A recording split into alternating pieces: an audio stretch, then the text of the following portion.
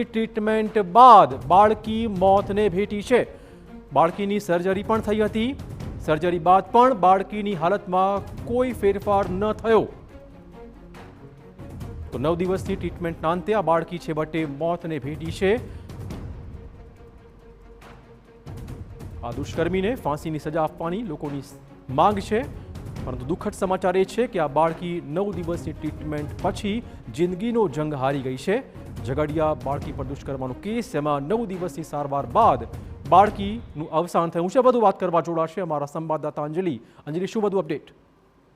બિલકુલ, જેવી રીતે વાત કરી કે છેલ્લા 9 દિવસથી જ્યારે બાળકીની સર્જરી કરવામાં આવી હતી, બાળકી પર દુષ્કર્મ 16મી ડિસેમ્બરના જ્યારે તેના પર દુષ્કર્મ થયું, બાદમાં ભરૂચ હોસ્પિટલમાં તેની સારવાર કરવામાં આવી, સર્જરી કરવામાં આવી, ત્યારબાદ તેને એસએસજી હોસ્પિટલ પર રિફર કરવામાં આવી। ત્યારથી છેલ્લા 8 દિવસથી વડોદરાની એસએસજી હોસ્પિટલ પર તેની સારવાર ચાલી રહી હતી। શરૂઆતમાં તેની સર્જરી પણ ફરીથી કરવાની જરૂરિયાત પડી હતી, બાદમાં તેને ઇન્ફેક્શન વધતું હોવાના કારણે તેને વેન્ટિલેટર પર મૂકવામાં આવી હતી। 8 દિવસથી સતત વેન્ટિલેટર પર રહેલી બાળકીનું આજે મોડી સાંજે એટલે કે હમણાં 1 કલાક પહેલા મોત નીપજ્યું હોવાની માહિતી મળી રહી છે। પરંતુ જે રીતે ડિક્લેરેશન કરવામાં આવ્યું છે થોડી મિનિટો પહેલા, કે જેવી રીતે ઝઘડિયા દુષ્કર્મનો જે કેસ છે તેના બાદ જે 10 વર્ષીય બાળકી છે તેનું શરીર સર્જરી બાદ પણ રિસ્પોન્સ નહોતું કરી રહ્યું। બાળકી સતત અનકોન્શિયસ મોડમાં પણ જોવા મળી રહી હતી, તેના કારણે તેની હાલત વધુ ને વધુ ખરાબ હતી। ત્યારબાદ સારવાર દરમિયાન તેનું મોત નીપજ્યું છે। ધન્યવાદ અંજલિ, તમામ જાણકારી બદલ।